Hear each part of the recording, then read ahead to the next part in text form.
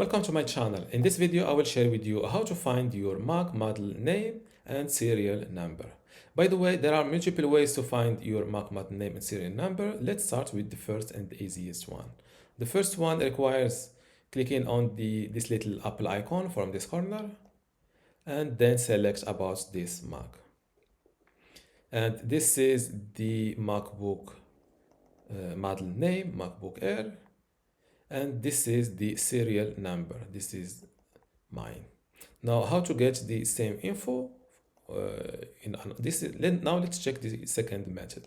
So the second method requires clicking on the same Apple icon about this Mac and click on more info.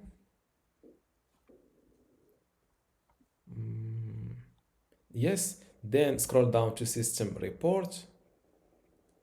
And here you will see your model name, MacBook Air in my case, and this is the serial number.